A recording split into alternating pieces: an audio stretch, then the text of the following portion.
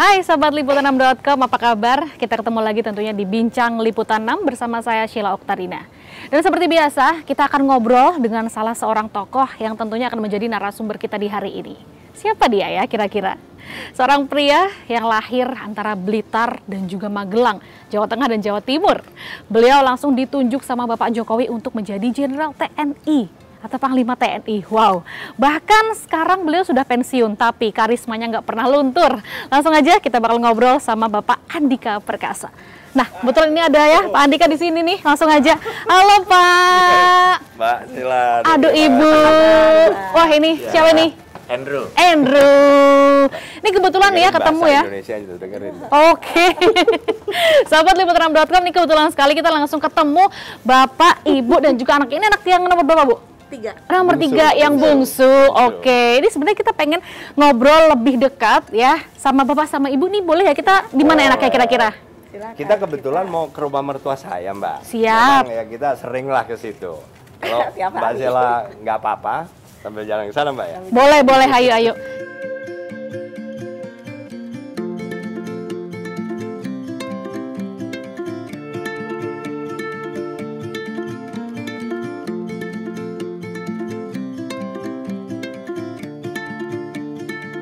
Loh, Bapak Ibu kok berhenti di sini? Ini lagi ngeliatin apa ini? Ini rumah kita, Mbak. Kan lagi renov udah hampir 3 tahun. 4 tahun. 3, hampir 3. Kan udah 3 kali lebaran. Wow. 3 tahun, Mbak. Megah ya? Mertua saya, ini istri saya, adiknya. Nah, jadi berdekatan ya keluarga. Oke. Ini kita udah sampai di rumah mertuanya Bapak di sini. Ini. Oh gitu, mari kita lanjut. Oke sahabat Liputan6.com, sekarang saya sudah bersama dengan Bapak Andika ini di dalam ya Pak. Tadi kita jalan-jalan keluar. Jadi Bapak emang hobinya olahraga jalan-jalan santai begitu Pak? Ya karena istri saya kan. Kalau saya sendiri mah besi Mbak. Karena sama istri saya. Kalau nggak dipaksa-paksa soalnya susah. Jadi sering-sering emang ke rumah opa oma. Kita nyebutnya mertua kan opa oma. Jalan kaki. Ntar pulang dari opa oma jalan kaki lagi, tapi agak muter-muter. Tapi dalam komplek. Ya, itu gitu lah. Dan itu so sweet sekali loh Pak ya, bergandengan tangan, ngeliatnya. Ya, kalau bagi kami sih biasa Mbak ya. Iya maksudnya. Iyalah bang suami istri ya kan. Bukan sesuatu yang misalnya spesial, nggak juga dari dulu soalnya kan Mbak. Oke. Nah, kita mau mengenal lebih dekat Pak Andika nih ya Pak ya. Bapak kan baru pensiun Januari kemarin. Iya. Nah, itu selama ini kegiatannya ngapain? Kok Bapak jarang kelihatan sih, Pak? Iya. 3 bulan pertama, Mbak, terus terang saya ingin membalas dendam. Karena apa? Karena ada yang kurang atau hilang pada saat saya dinas. Antara lain kan waktu saya misalnya ngobrol aja. Karena itu kan juga satu hal yang terasa lah. Ngobrol itu misalnya dengan istri saya, biasanya hanya makan malam.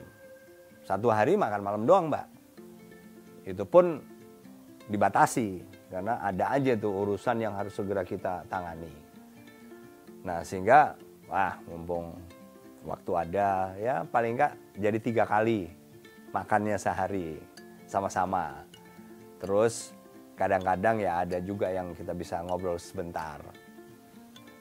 Selain dengan Hetty, juga kebetulan Alex anak saya dengan Afina itu kan di Surabaya, Mbak. Dan cucu kami 2 orang ada di situ. Nah, sehingga saya juga ingin lah untuk spend more time bersama mereka. Jadi kita di sana cukup lama, ada 10 harian tuh Surabaya. Nah, terus juga spend time sama Andrew, sama Angela. Angela kan baru sekarang ini di sini, Mbak. Yang kedua ya. Karena apa? Dia 6 tahun sekolah di Jogja, di UGM, kedokterannya. Walaupun waktu itu beberapa kali ketemu, tapi kan susah.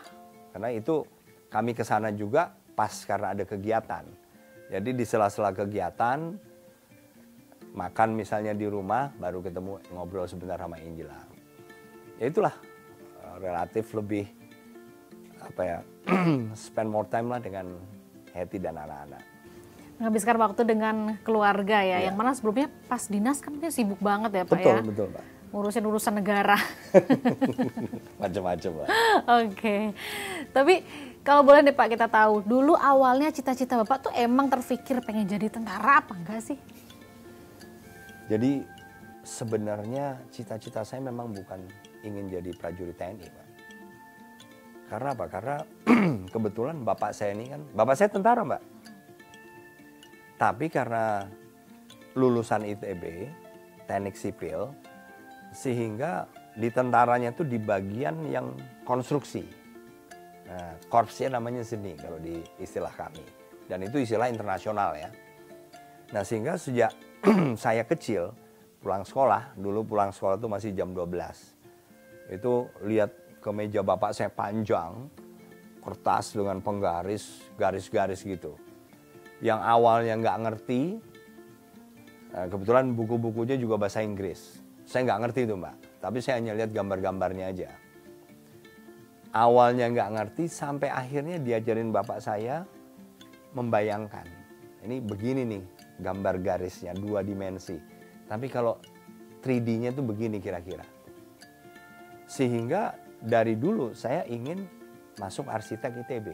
Bapak saya teknik sipil, saya ingin ke arsiteknya. Nah, tapi itu harus kandas, saya harus melupakan. Ada satu masalah, dan itu terjadi di akhir kelas 2 SMA, Mbak. Bayangin begitu lama saya ingin masuk ITB. Harus kandas. Intinya, ya biayalah. Karena apa? Saya anak keempat. Berarti kami 8 bersaudara, Mbak. Kalau dari ibu saya nomor 4. Tapi dari bapak saya nomor 1. Nah, sehingga kesimpulannya saya harus melupakan masuk ITB. Saya harus cari sekolah yang gratis. Nah, jadi pilihannya cuma 3 waktu itu. Akabri, atau Akademi Ilmu Pelayaran, atau Akademi Pemerintahan Dalam Negeri, APDN. Ya, akhirnya saya memilih yang Akabri. Gitu, Mbak. Oke, dan ternyata malah berawal dari mengubur impian yang Iya. dulu memang jadi kerinduan Bapak gitu ya. Tapi we never know gitu. Betul, betul. Sampai di posisi sekarang gitu Pak. Betul, Mbak. Dan itu adalah sebuah nilai, Mbak, bagi saya. Saya sering juga sharing ke adik-adik maupun prajurit-prajurit, termasuk anak-anak saya. Kita tidak terlalu penting apa yang kita kerjakan. Selama kita fokus, bisa kok. Walaupun itu bukan cita-cita kita. Karena ada aja tuh orang yang kerja ini, wah ini bukan passion saya, keluar. Kerja nyoba lagi bukan passion, keluar. Akhirnya nggak akan pernah ketemu. Jadi nilai yang saya dapat tadi, ternyata kalau walaupun ini bukan passion saya, tapi kita serius, bisa. Tapi gini, kadang kan ketika kita masuk ke dunia ya, yang mana pilihan kita nih, sesimpel tadi misalnya mau arsitek gitu Pak ya, itu kan kita pasti kan punya, apa ya, punya suatu impian, a big dream, terus kerja pakai hati. Betul. Nah, berarti kan Bapak ini melenceng dari yang dulu dicita-citakan. Bagaimana nih untuk memberitahu generasi sekarang, milenial dan Gen Z khususnya seperti tadi yang di-mention Bapak, untuk fokus dan ya, mencintai sekarang meskipun itu bukan passion. Iya. Bagaimana Pak? Ya, itu memang realita. Jadi adik-adik Gen Z maupun milenial yang mungkin belum banyak ini ya, belum banyak karena usia, belum banyak mengalami naik turunnya hidup. Memang dalam hidup kita ini tidak selalu kita dapat yang kita inginkan kok. Betul loh, bukan hanya kerjaan. Misalnya nanti suatu saat adik-adik berumah tangga. Kalau yang laki beristri, yang perempuan bersuami. Sama. Kita juga mungkin dulu punya bayangan, oh saya pengen punya istri yang begini. Begitu dapat, tidak selalu dapat yang kita inginkan. Gak sesuai ekspektasi. Iya. Tapi yang penting tadi Mbak, apapun yang ada di tangan kita serius, kita committed, bisa. Gitu loh Mbak. Siap. Oke. Nah, ngomong-ngomong nih Pak, kemarin itu kan sempat di-mention nih nama Bapak gitu ya. Yang memang berbau-bau Pilpres nih nanti. Oh. Kira-kira Bapak tertarik gak sih Pak untuk masuk ke dunia politik? Ya, dunia apapun saya open Mbak ya. Tapi karena memang bagi saya, usia saya kan masih produktif lah, 59. Masih banyak yang bisa saya lakukan. Terutama dengan kondisi kesehatan juga yang masih bagus. Jadi saya open sebetulnya untuk apa saja. Termasuk politik. Saya tidak kemudian rule out itu dalam hidup saya, enggak juga. Tapi yang penting saya selalu terbuka di depan kok Mbak. Misalnya, ya saya nih gini aja nih. Saya nggak punya banyak ingredient yang mungkin diperlukan untuk masuk politik. Salah satunya kan misalnya logistik. Nah, logistik kan juga salah satu faktor. Saya apa adanya di depan. Jadi kalau ada yang ngajak bicara soal politik ya saya terang-terangan aja di depan saya begini. Kalau ternyata saya tidak pas ya sebaiknya nggak usah. Tapi kalau dengan kondisi saya ini masih ada yang menerima ya saya pun siap gitu Mbak. Tapi ketika nama Bapak disebut itu ya, diberitakan dong udah di mana-mana. Apakah memang sudah ada yang ngajak untuk bergabung Pak?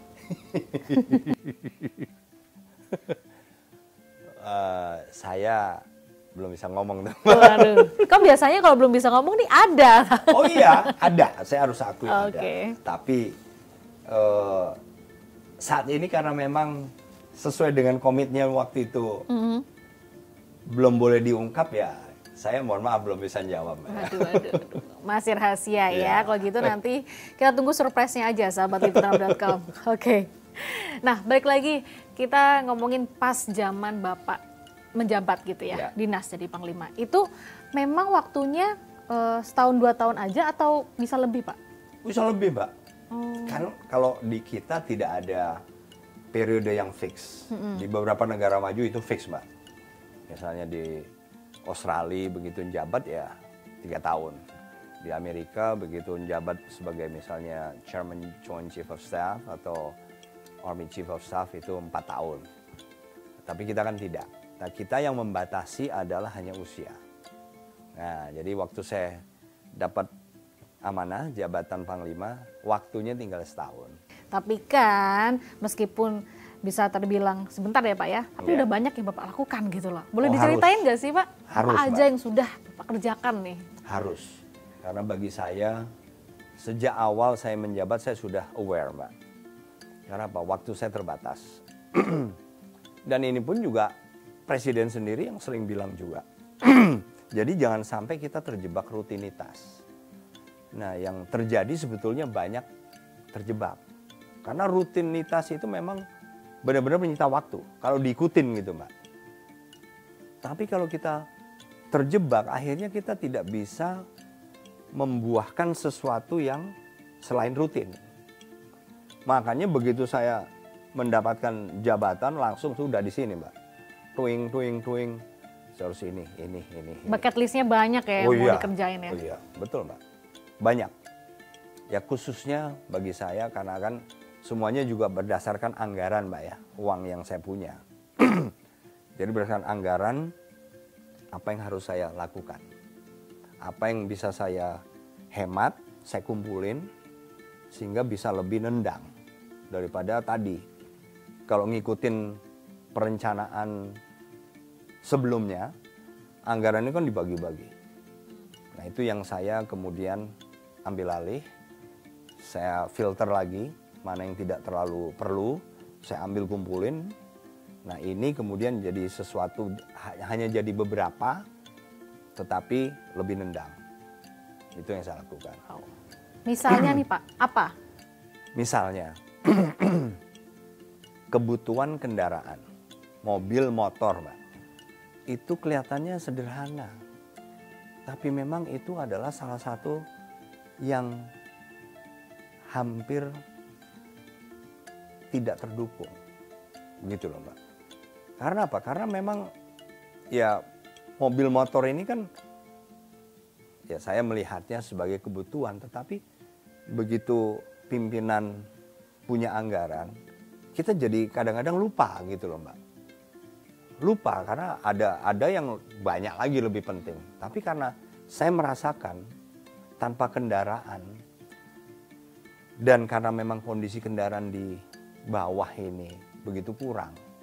Misalnya sebagai pangkostrat saya waktu itu, Mbak. Kostrat itu kan harus bisa digerakkan secara cepat. Kemudian kita harus bisa menduduki atau berada di daerah penugasan dalam kurun waktu minimal seminggu. Itu teorinya, Mbak. Nah, begitu batalion ini, misalnya kita beri tugas, teng, ayo alarm, ada tugas harus berangkat ke sana. Mereka kumpul, berangkat. Yang berangkat tetap aja hanya bisa 1 kompi, alias 1/3 atau 1/4. Karena apa? Truknya cuma cukup untuk tadi 1 kompi. Lah kompi-kompi yang lain udah siap, tetap aja nggak bisa berangkat. Akhirnya kita nggak bisa mewujudkan apa yang sebetulnya dituntut kepada Kostrat. Misalnya gitu, Mbak. Bayangin, Mbak, mobil truk aja nggak bisa, nggak punya. Belum yang lain-lain, gitu loh, Mbak. Belum perumahan prajurit, belum kantor fasilitas, banyak sekali. Dan itu semua Bapak benahi ya Pak ya? Itu menjadi concern Bapak gitu? Iya, saya nggak banyak, tapi ada, pasti saya lakukan. Mobil motor saya beli, perumahan prajurit saya bangun, termasuk untuk di daerah operasi. Saya bangun 5 pos, cuma 5, Mbak. Dari begitu banyak. Mbak, lihatlah publikasi saya. Menyedihkan, Mbak, di sana. Sebelumnya ya. Jadi saya punya anggaran cuma untuk merenovasi, membangun 5. Tapi itu sudah something bagi saya. Luar biasa. Bahkan bulan lalu Bapak juga dapat penghargaan militer tertinggi ya Pak ya di Singapura nih. Itu bisa diceritain nggak sih Pak? Ya itu bagi saya adalah suatu kehormatan, Mbak ya. Bukan hanya dari Singapura, tapi juga dari Malaysia, dari Brunei, dari Australia juga dapat, dari Amerika juga saya dapat, dari Prancis saya dapat. Ya bagi saya itu satu kepuasan, karena itu kan recognition atau pengakuan mereka tuh, Mbak. Luar biasa, bahkan nggak disangka-sangka, nggak dinyana-nyana gitu loh ibaratnya ya Pak. Betul, ya. Kalau kita flashback dari cerita Bapak masa lalu yang dulu gitu, akhirnya ada di posisi sekarang. Tapi menurut Bapak nih, kan kalau dari yang saya baca juga ya gitu kabarnya, Bapak ini berhasil juga membawa 2 tentara itu loh, Singapura sama Indonesia untuk bergabung dan bekerja sama. That's why kenapa akhirnya mendapatkan penghargaan itu. Dan itu kan juga bukan sesuatu yang mudah gitu Pak. Ya, hubungan kita sebenarnya udah panjang, Mbak. Bukan hanya dengan Singapura, bukan Malaysia. Malaysia itu hubungan kita maksudnya dalam bentuk latihan, pendidikan. 40 tahun loh, Mbak. Malaysia itu hubungan kita. Jadi lama-lama dengan Amerika, dengan Australia banyak sekali. Tapi apakah kita kemudian bisa memberi warna yang beda?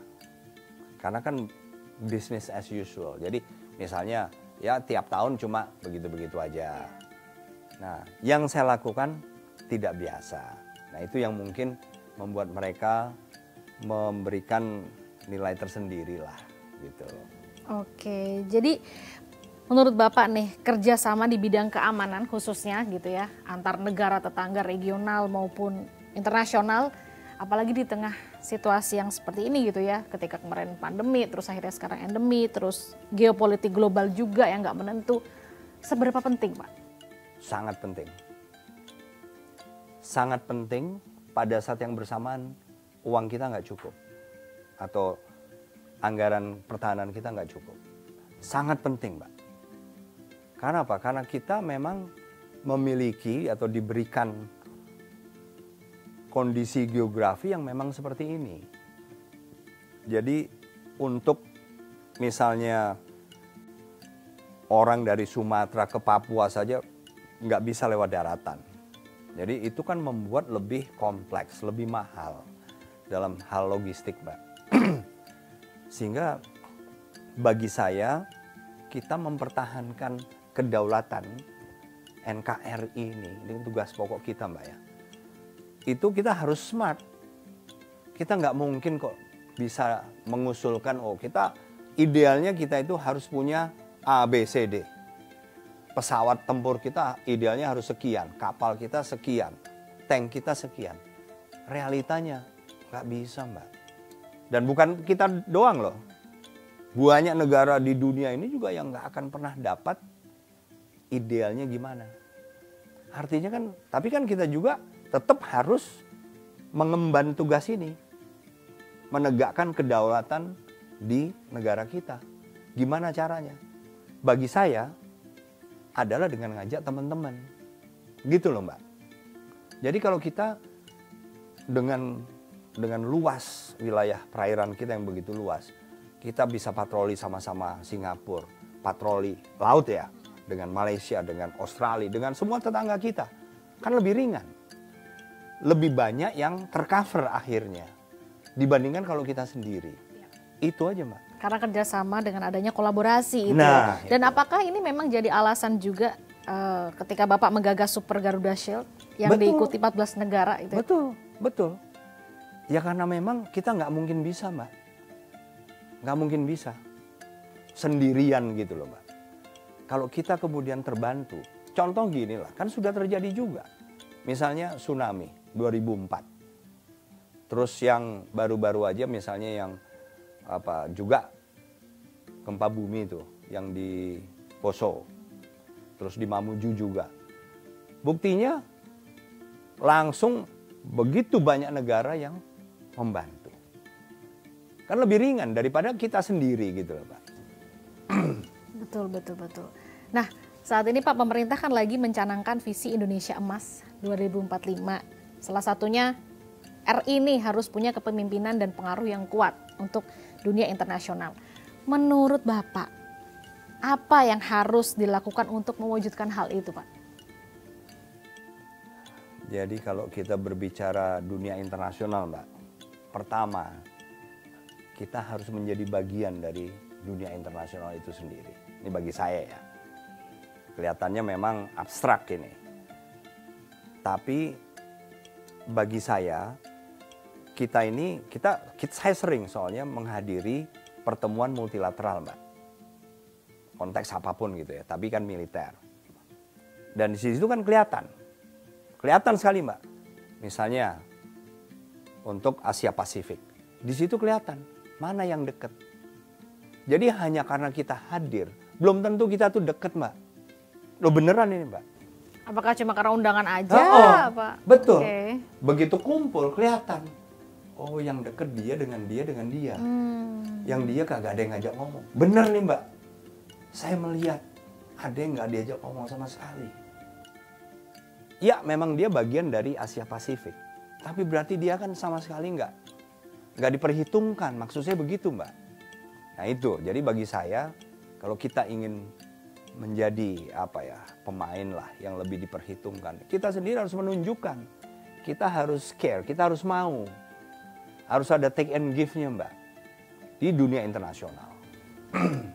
Wow, luar biasa, pantesan ya, udah dicawe-cawe. Wah, balik lagi nih, masih kepo aja soal politik. Oke, Pak, Indonesia kan diperkirakan akan mencapai puncak bonus demografi tahun 2030-an nih.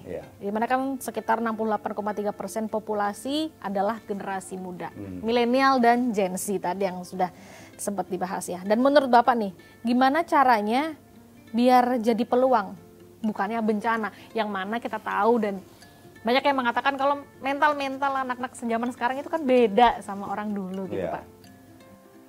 Kalau saya sih Pak, bagi saya itu suatu anugerah lah. Tapi bagi mereka yang nggak punya bonus demografi pun, mereka juga nggak boleh putus asa kan. Kan itu bukan pilihan. Negara yang nggak punya bonus demografi, bayangin aja Mbak. Seperti sekarang pun, kita negara dengan sumber daya alam yang banyak. Negara yang nggak punya sumber daya alam, punya pilihan nggak? Nggak ada pilihan. Saya harus survive. Apalagi kita Jadi kalau saya sangat optimis, Mbak. Kita bisa dengan apa yang kita punya. Dengan kekurangan yang kita punya pun bisa. Salah satunya tadi, konsep saya dalam menegakkan kedaulatan di negara kita ini. Padahal alutsista kita kurang. Apakah bisa? Bisa. Yakin saya.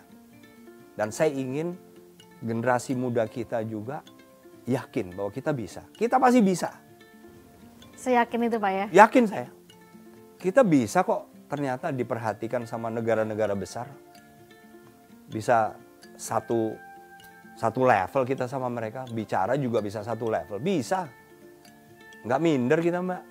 Gitu loh. Tapi menurut Bapak, bekal pendidikan apa yang harusnya memang generasi muda Indonesia khususnya ini punya agar memang kita bisa bersaing sama negara-negara lain? Banyak, Mbak. Banyak, karena mereka yang jelas harus produktif, Mbak. Kalau mereka harus produktif, yang jelas bagi saya, produktif tapi juga menuju ke peningkatan misalnya kemampuan kita. Misalnya begini, kita sangat kurang engineer. Sangat kurang. Lihatlah negara-negara maju, ya, yang sudah maju ini kan berarti sudah membuktikan. Mereka tidak terlalu tergantung kepada yang lain-lain. Karena apa? Dari produktivitas engineeringnya sendiri sudah menjadi independen.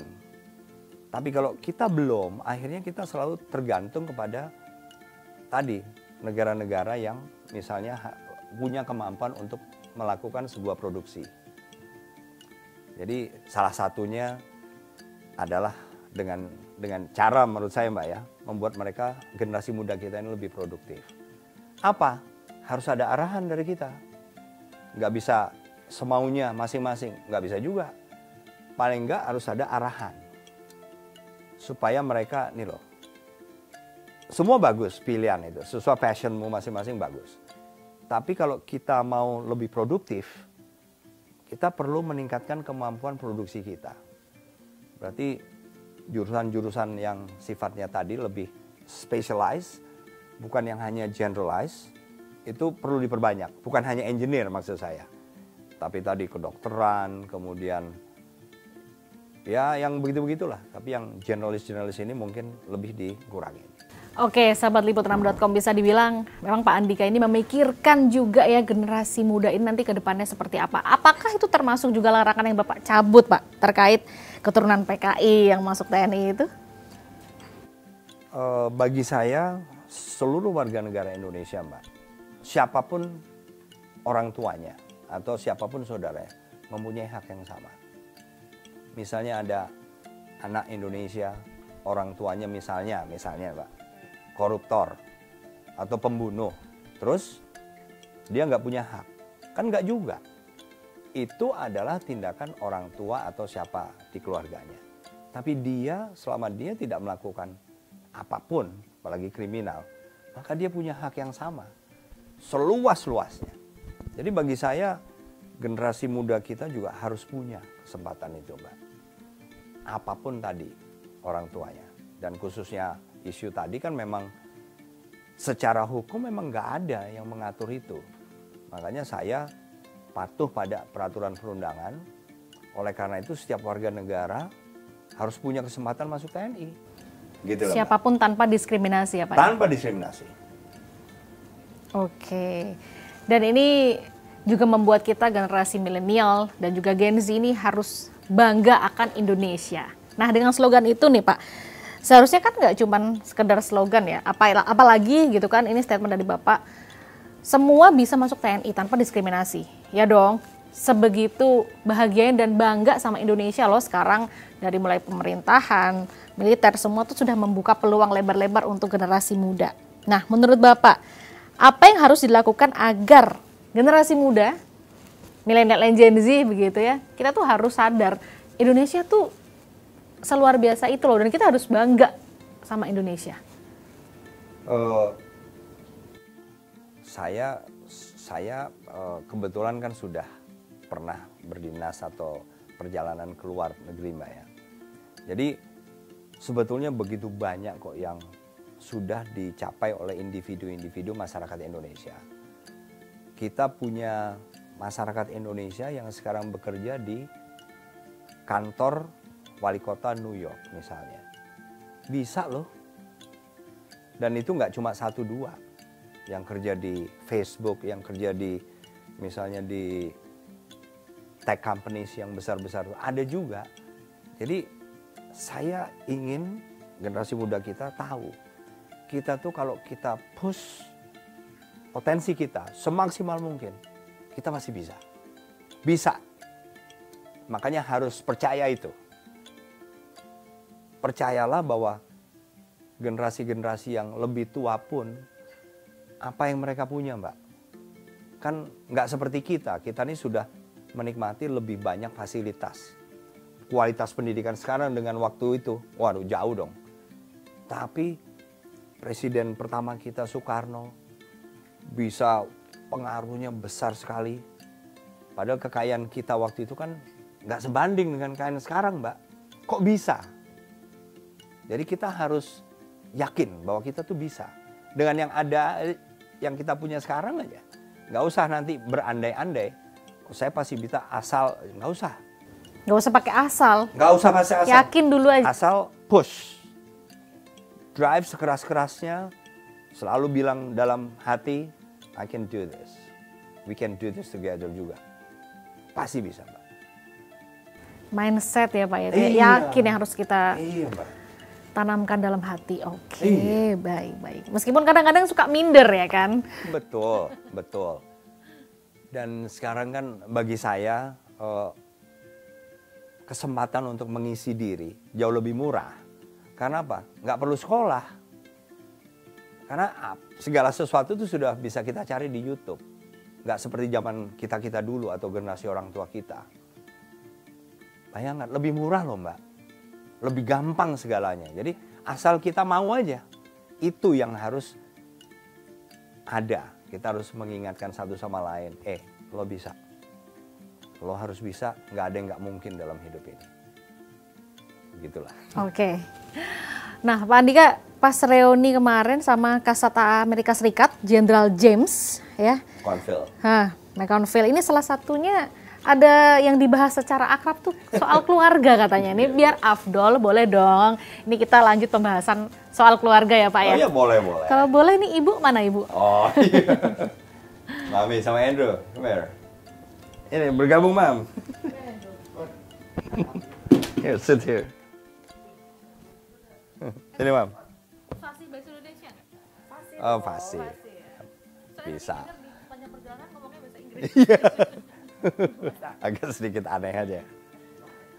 Nah, ngebahas soal keluarga nih udah lengkap keluarganya ya bersama dengan ibu terkasih dan juga nih anak bungsunya ya Pak ya. Andrew. Ya. Nah, arti keluarga buat Bapak itu seperti apa Pak? Waduh.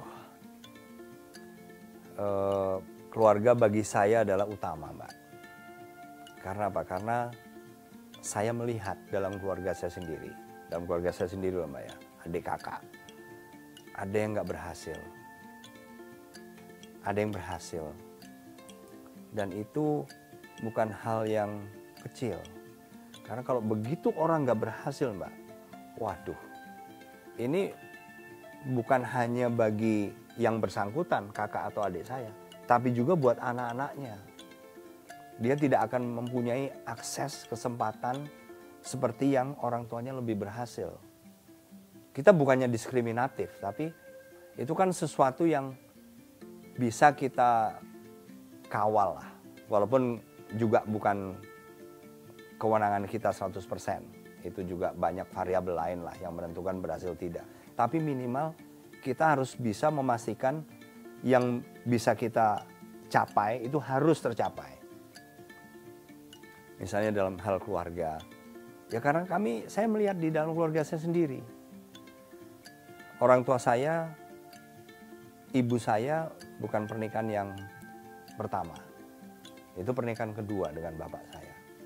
Sehingga dari pernikahan pertama ada 3 anak dan ibu saya waktu itu ditinggal. Karena suaminya punya istri kedua, istri ketiga, sehingga ibu saya pergi. Nah, tapi kan dalam perjalanannya tidak bisa dari nol lagi. Ada variabel anak, sehingga begitu dapat suami baru juga tidak begitu mudah menyatukan. Bapak saya mungkin belum bisa menerima, sementara anak-anak ibu saya ini juga kan tidak minta dilahirkan.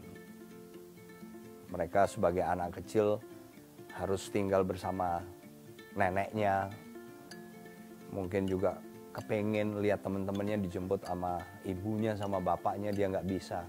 Jadi begitu banyak variabel dan begitu banyak kepedihan yang saya dengar, saya lihat sendiri sebagai anak kecil. Dan itu tidak ringan, Mbak. Ibu saya nangis terus, kakak-kakak saya juga yang dari bapak yang berbeda juga kasihan, korban, Mbak, intinya. Jadi makanya saya dari awal begitu saya menikah, yang saya katakan sama Hetty, ini adalah pernikahan saya yang pertama dan terakhir. Saya kembali ke yang tadi, Mbak, ya, yang pesan saya kepada adik-adik Gen Z dengan milenial ini. Kita katakan pada diri kita bisa. Ya, jadi kalau saya bilang ini pernikahan saya pertama dan terakhir, harus bisa. Itu sebuah janji, sebuah keyakinan, komitmen dan komitmen. Tapi keyakinan itu harus ada dulu. Jadi adik-adik juga pasti bisa, Mbak. Selama tadi kita niatin tadi. Jadi keutuhan keluarga yang saya pegang ini karena memang saya melihat korban-korban tadi yang tidak lain adalah kakak saya sendiri, ibu saya sendiri. Sedangkan pendidikan juga begitu. Kita memang harus tekun. Karena saya juga pernah jadi anak waktu SD, Mbak, ya. Waduh, rapot saya merah terus. Saya ingat Hampir nggak naik kelas. Yang nggak pernah, iya kelas 2 SMP saya hampir nggak naik kelas, Mbak. Yang saya ingat selalu merah dari SD sampai kelas 2 SMP itu apa? Berhitung. Dulu di rapot itu tulisannya berhitung, bukan matematika. Nggak pernah biru. Nggak ngerti-ngerti. Tapi kemudian begitu saya hampir nggak naik tadi, kelas 2 SMP, kuartal ketiga, jadi tinggal satu kuartal lagi, tinggal satu quarter lagi tuh. Ibu saya keluar dari ruangan kelas, saya lihat wajahnya, wah wajahnya udah asem gini kan. Pasti bad news ini kan. Begitu dekat saya, Andik, kamu kalau nggak bisa memperbaiki nilai merahmu, ada 5 waktu itu, kamu nggak naik. Kalau kamu nggak naik, yang malu bukan ibu, kamu. Cuma gitu aja, Mbak, nggak marah.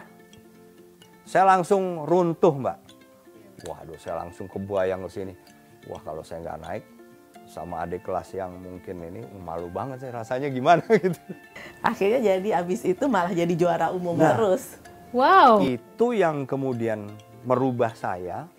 Saya nggak pernah mau main lagi. Dulu kan waktu kita kecil, Mbak, kan mainnya di depan rumah aja.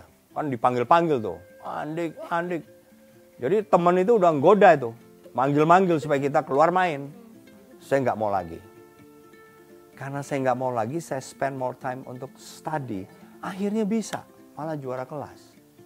Jadi, oh ternyata sebetulnya kita nggak bisa tuh bukan berarti kita bodoh. Hanya kita mungkin belum banyak, perlu lebih banyak waktu untuk melihat tadi, belajar, terus bisa. Makanya saya kawal semua nih. Mereka sampai Alex itu, sampai kemarin pun saya masih tahu Andrew ulangannya kapan. Iya betul. Papernya do-nya kapan. Iya betul. Do itu nyerahinnya kapan. Saya kawal terus, Mbak. Punya catatannya. Oke. Selalu. Tapi Andrew gimana rasanya? Pressure apa enggak nih dikawal terus sama papanya? Sepertinya enggak sih, Bu. Ya, enggak ada pressure sama sekali sebenarnya. Malah mereka lebih ke supportive.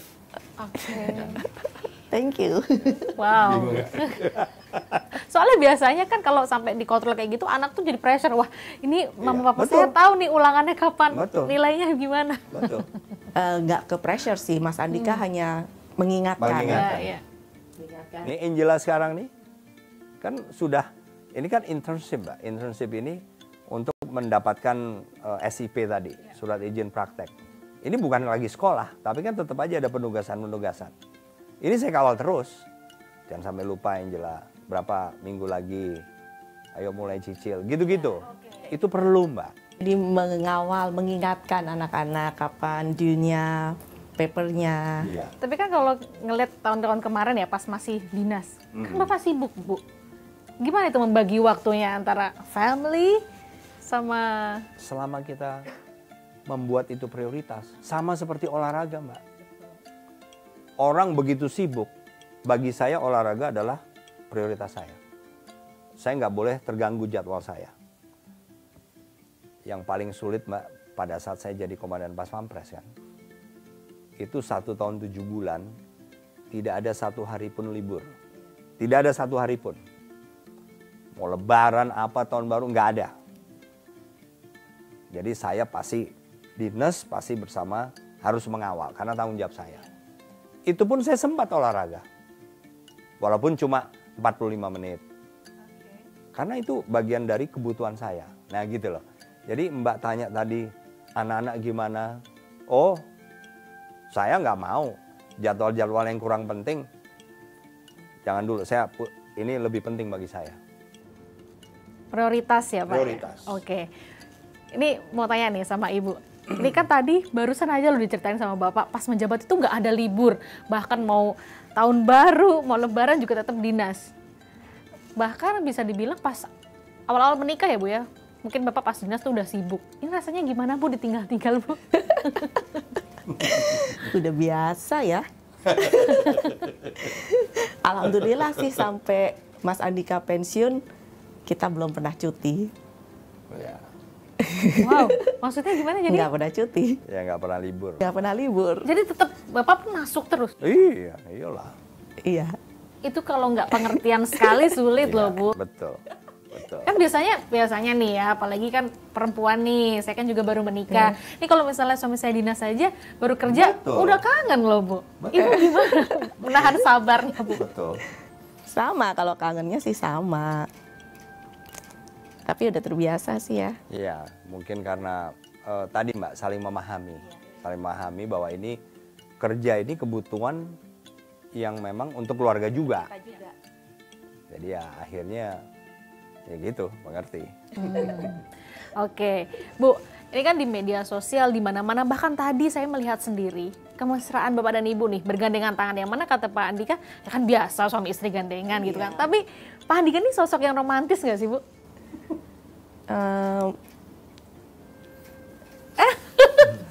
What do you think? Oh, do you think, Andrew? Just speak the truth. Enggak. Oh iya? Iya. Misalnya mungkin surprise apa candlelight dinner Enggak. atau mungkin dulu pas purpose, Bu, will you marry me gitu, ada nggak? Enggak, sama sekali enggak romantis. Oh iya? Makanya orang tanya ya biasa saja, Mbak. Saya biasa kok, Mbak. Enggak lah, enggak romantis. Apa adanya banget. Yang Mbak bilang tadi candlelight dinner terus boro-boro. Boro-boro candlelight dinner. Pergi berdua aja malam mingguan nggak pernah.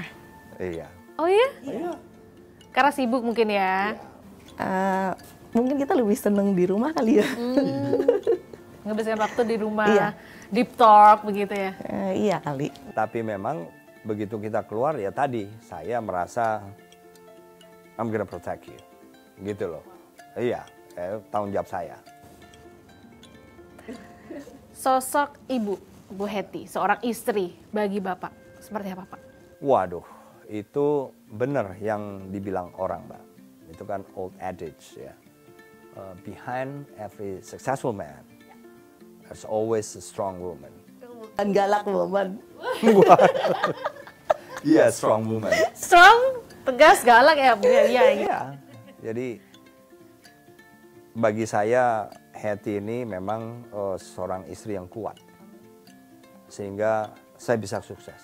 Bayangkan kalau breakdown dia. Begitu cepat breakdown. Begitu cepat nyerah. Waduh, mungkin kan kita nggak bisa mikir juga, Mbak. Maksudnya kita kerja itu kan butuh konsentrasi. Begitu istri breakdown atau hancur, waduh, kita pasti terbagi. Dan kalau terbagi, kerjanya pasti nggak keurus 100%. Iya. Oke.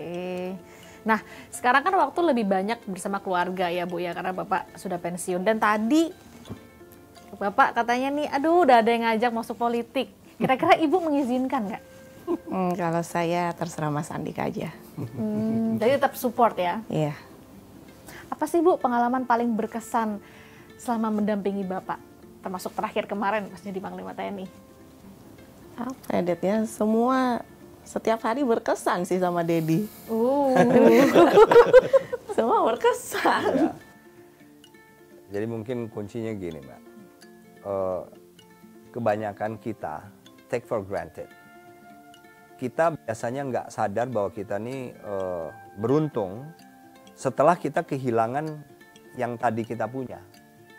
Misalnya, apa kecil-kecil aja lah. Mbak misalnya sisir. Biasanya nggak terlalu, ini nggak penting atau enggak, saya nggak tahu. Tapi begitu kehilangan sisir, waduh, ternyata memang penting ya sisir, gitu loh Mbak. Saya kan sering nasihatin ke Hetty anak-anak. Tadi Mbak cerita saya, betapa broken home family itu, waduh, begitu banyak korban. Jadi kita bersama gini Mbak, saya sering kasih tahu ke mereka, jarang loh, bukan jarang sih. Mami, Daddy bisa terus nungguin kamu berdua, sampai kamu usia segini, sampai Alex sudah punya 2 anak, itu nggak gampang. Nggak gampang Mbak. Jadi makanya mungkin mereka tadi. Oke. Andrew, sosok Daddy menurut kamu seperti apa sih? Yang mana kan pasti tahu ya dulu, wah militer gitu kan. Seperti apa menurutmu? Artinya apa? Oh, translate-nya di bawah ini. Translate-nya di bawah ini. Artinya apa ya? What do you think about your dad? Iya.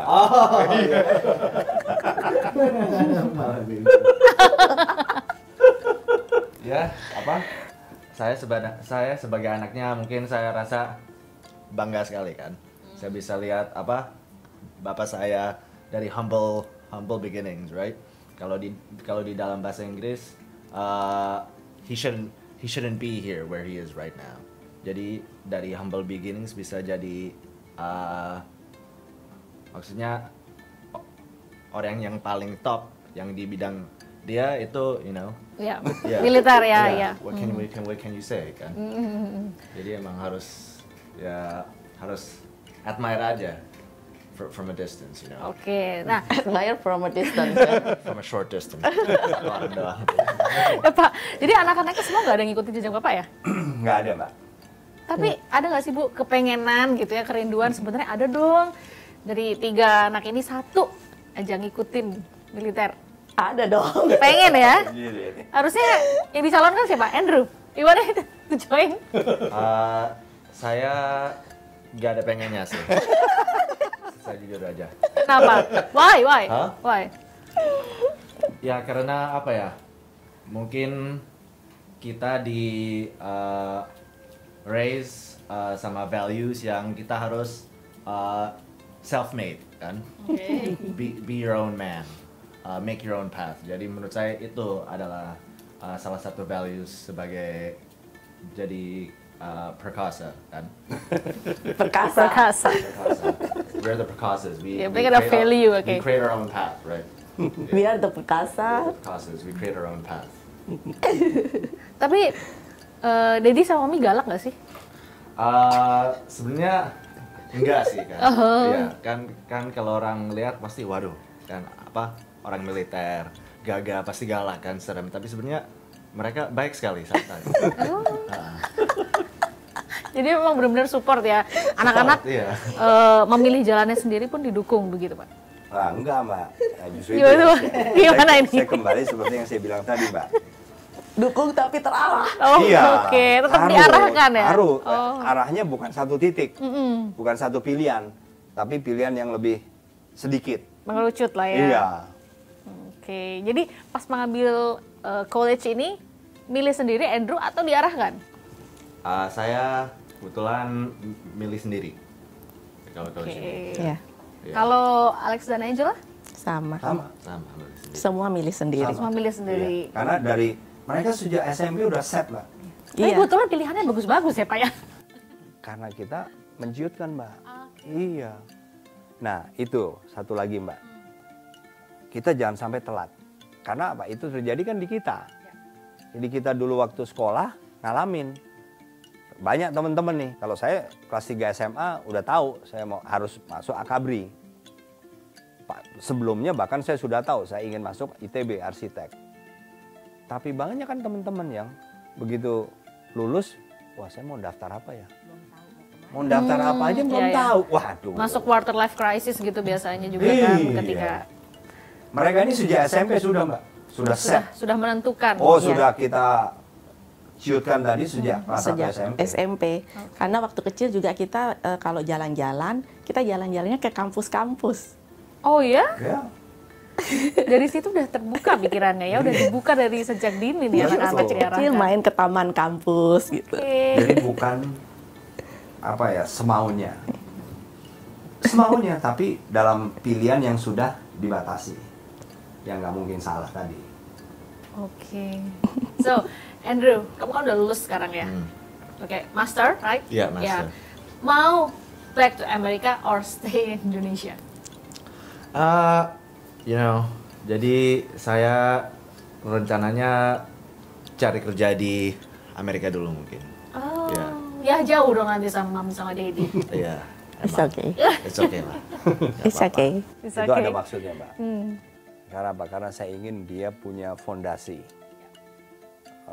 Kerja di sana, ya bukan hanya di sana, tapi di negara maju. Dan makanya saya selalu berbicara negara maju. Karena apa? Kita harus punya target dong. Ya, kita berjalan kan harus punya sasaran, Mbak. Tujuan kita kemana? Kita jangan sampai kalah nih. Tujuan kita arahnya ke sana.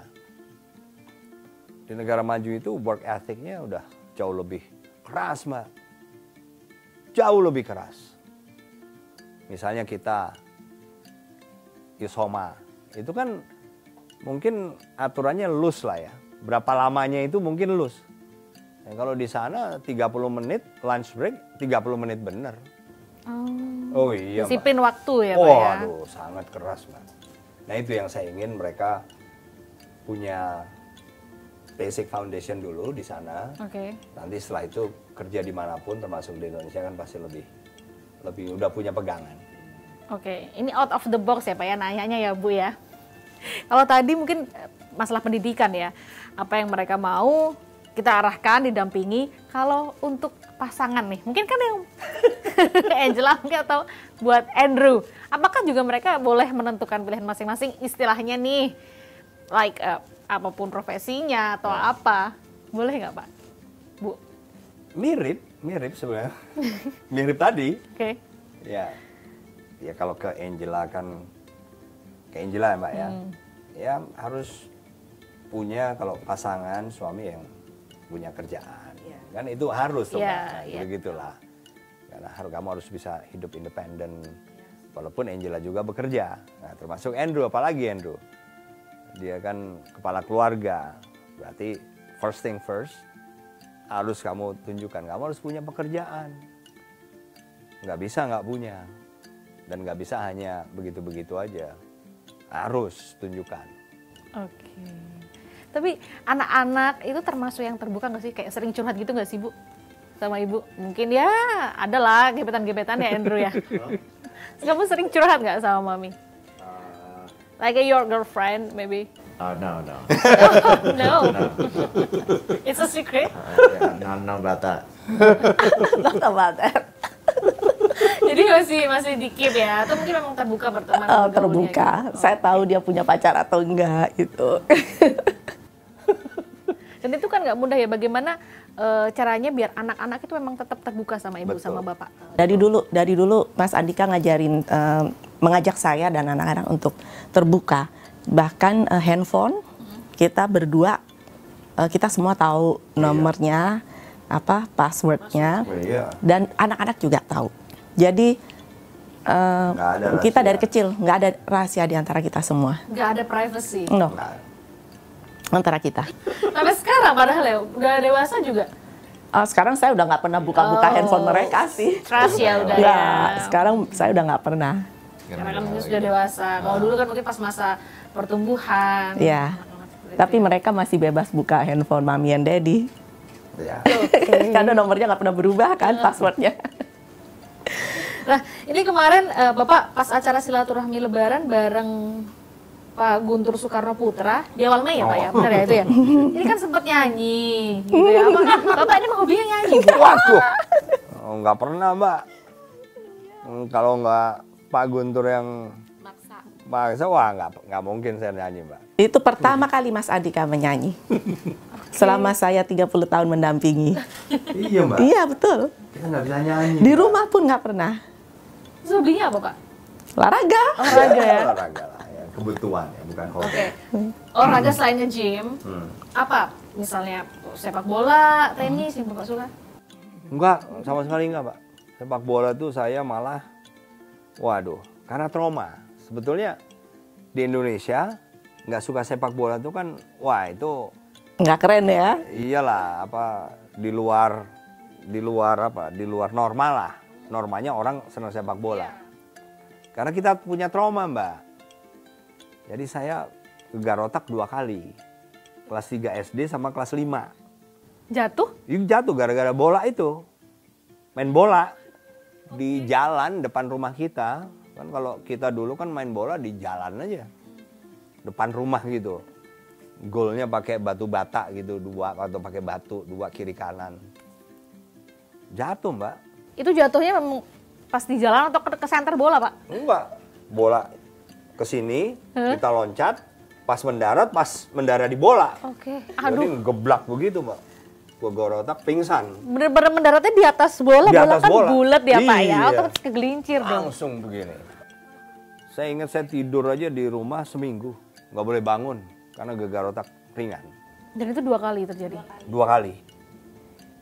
Wow. Setelah itu nggak pernah lagi saya. Nggak mau main bola lagi. Dan Trauma. nggak suka, iya. Andrew suka olahraga? Suka sih, suka. Tapi sama kayak Bapak, saya nggak pernah main sepak bola, nggak pernah nonton sepak bola. Ya, Terus olahraganya apa? saya suka ini basket. Oh, oke. Pantesan ya. Tinggi gitu kan masuknya Pak ya. Tadi kemarin pertandingan bola juga Nonton tapi. Nonton saya. Tapi saya nggak ngerti sama sekali. Yang penting taunya bola masuk gawang ya, gol gitu ya. Nah, terus nonton sama siapa? With friends. Sama teman-teman. Oh, teman. Having fun. Teman-teman Their namanya siapa? ideas. Hah? Their ideas ya, not your ideas. Oke. Melihat keluarga Bapak ini sangat harmonis ya, lucu gitu kan. Amin. Apalagi keromantisan bersama ibu ya. Itu di Instagram Bapak dari hati ke hati itu loh, Bu. Oh, itu saya. Itu baksos. Jadi saya tuh sejak muda, jauh sebelum mengenal Mas Andika. Oke. Sejak saya kecil itu, saya punya kebiasaan setiap hari Jumat itu bagi nasi kotak. Itu ya, sampai sekarang alhamdulillah. Mudah-mudahan selamanya dan diteruskan sama anak-anak ya tiap Jumat. Amin, amin. Berkah terus ya. Kirain itu adalah suatu program bagaimana menyatakan kasih sayang Bapak dan Ibu gitu kan. Dari hati ke hati gitu. Jadi penasaran ini kalau boleh tahu dulu pas PDKT-nya gimana nih Bu? Waduh. Panjang gitu. Iya. Waduh, panjang tuh Mbak. Ya, Gimana singkat tuh, aja, Dad? Cerita singkat aja, aja. Bang. Kalau Cerita panjang aja. bisa 2 hari 2 malam, dipersingkat aja. Singkat ya. Jadi waktu itu saya sedang sekolah, papa saya telepon, saya disuruh pulang ke Sekolah Indonesia di mana? di Amerika. Di luar. Papa saya telepon, kamu harus pulang ke Indonesia kalau kamu mau berbakti sama papa. Saya bilang, saya berbakti sama papa, tapi nanti tunggu saya selesai sekolah dulu gitu. Papa saya bilang, ini saatnya kalau kamu mau berbakti sama papa pulang, kamu mau papa nikahkan sama tentara, Kopassus, dan 81, orangnya pinter sekali, juara 1 terus gitu. Wah, saya pikir tentara gitu, tentara Kopassus pasti modelnya kayak papa saya. Apalagi dan 81 juara 1 terus gitu kata papa saya. Saya udah nggak bisa bayangin kayak apa gitu. Jadi saya bilang sama papa saya, oke, saya pulang, tapi kalau misalnya saya nggak cocok sama orang itu, papa paksa saya menikah, saya boleh bercerai. Saya nggak mau, kan kalau di Indonesia tabu bercerai begitu. Kata papa saya, kamu menikah aja belum udah ngomongin bercerai. Nah, tapi papa mau saya rekam. Kalau saya nggak cocok, saya boleh pulang lagi ke Amerika gitu. Yaudah saya pulang, terus ternyata orangnya ini. Alhamdulillahirabbil alamin. Terima kasih papa. Matanya papa tidak pernah salah untuk Hetty gitu. Jadi alhamdulillah saya ketemu Mas Andika itu dikenalkan oleh papa. Saya kaget. Mas Andika baru pulang dari Perancis waktu itu ya. Jadi rambutnya masih panjang. Karena sekolah Intel kan rambutnya panjang. Dia datang ke rumah saya itu, pas salaman dia bilang, Hetty masih inget sama saya nggak? Saya pura-pura nggak inget. Siapa ya? Saya kaget karena 5 tahun sebelumnya saya, si Hetty yang kecil ini pernah naksir tentara yang namanya Om Andika. Tapi tidak satu orang pun tahu, termasuk mama saya tidak tahu. Hanya saya sendiri, tapi saya kan malu karena menurut saya kan semua tentara itu om-om. Oke. Malu dong kalau sampai tahu naksir om itu gitu. Kita beda 7 tahun, Pak. Oh, beda 7 tahun. Ini ada 7 tahun. Nah, begitu dikenalin gitu jadi, oh saya kaget, tapi saya gengsi dong mau bilang inget gitu. Jadi Ternyata dulu yang saya taksir gitu ya Bu ya? sama ternyata dia juga. Jadi di Kopassus itu dulu suka ada acara Malam Muda-Mudi.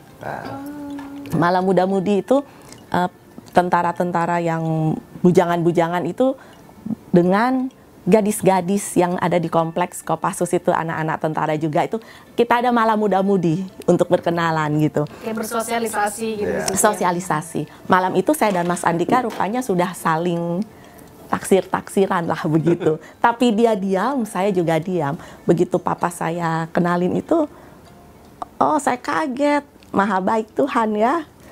Kita hanya dalam hati aja, karena kan Sama-sama dalam hati nggak padahal. mungkin lah, gitu loh, nggak mungkin lah. Mungkin waktu itu Kita Mas siapa Andika. sih? Anak Gitu. jenderal gitu. Oh enggak, papa saya dulu bukan. Oh, belum ya? Belum, Waktu belum. itu belum, Belum. masih kolonel, tapi kan kita di bawah dan kita siapa sih? Nggak mungkin. Oke. Sebenarnya kalau dengar cerita masa lalu flashback ini selalu sumringah ya Bapak sama Ibu ya tadi ya. Ini saya perhatiin loh bagaimana dulu, dan saya juga berimajinasi gitu ya, ngebayanginnya pas ada malam keakraban tadi gitu ya, ketemu terus akhirnya cuma bisa memandangmu seperti itu ya. Dari jauh. Dari jauh ya. Bener dari jauh aja. Oh itu. Saya mau cerita satu Mas Andika, tadi kan pertanyaannya Mbak kan, Mas Andika tuh orangnya romantis atau enggak gitu. Iya. Salah satu waktu kita ngedate gitu ya, kita di mobil itu saya kan flu ya, saya bersin-bersin, terus saya tanya, oh, punya tisu nggak di dalam mobil gitu.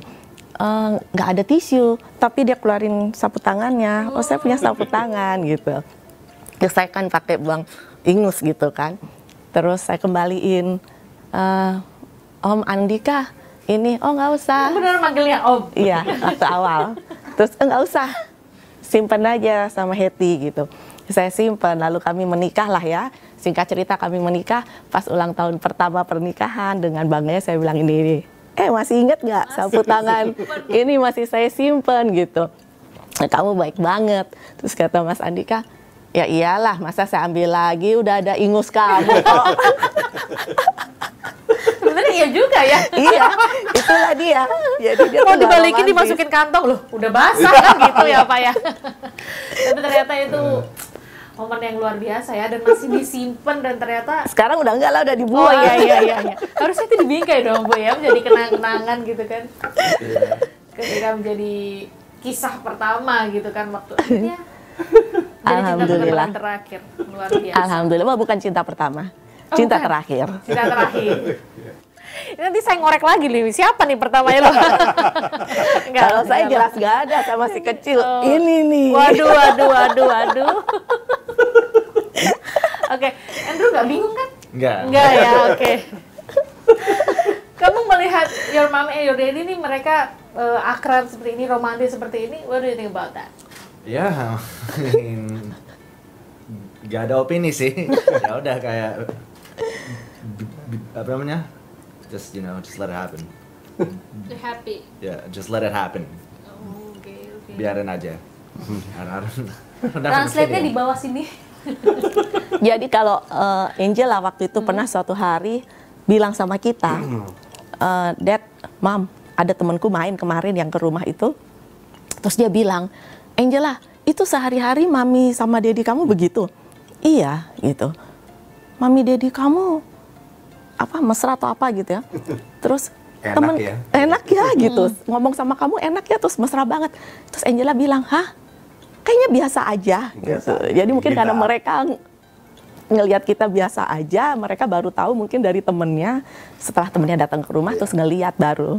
Iya sih, biasanya. Makanya yang dulu bilang tadi kan. Biasa aja, let it happen. Ya, biasa aja. Mungkin belum lihat di keluarga lain. Iya, oke. Tapi kalau memang orang melihat gitu ya, apalagi di media sosial, bagaimana waktu momen yang Bapak ngandeng tangan ibu, ada di suatu kayak acara gitu Pak ya, acara di upacara, setelah upacara atau apa, itu viral tuh Pak videonya, bagaimana romantisnya Bapak menggandeng tangan ibu itu kan benar-benar wow. Nggak semua laki-laki loh, ibaratnya kayak manly atau gentle begitu menggandeng pasangannya. Even misalnya jalan-jalan ke mall atau kemana gitu kan ada gitu. Apalagi kan sosok yang gagah dan cantik. Udah, jombloan-jombloati minggir gitu kali ya dulu ya. Oke. Luar biasa sih, ngobrolnya seru banget. Terima kasih kesempatannya. Terima kasih, Mbak. Kita bisa kenal lebih dekat. Pak Andika, Ibu Hetty dan juga Andrew gitu ya. Kali next time kalau boleh, nanti saya mampir ngobrol-ngobrol lagi, boleh ya? Boleh, Mbak. Silakan.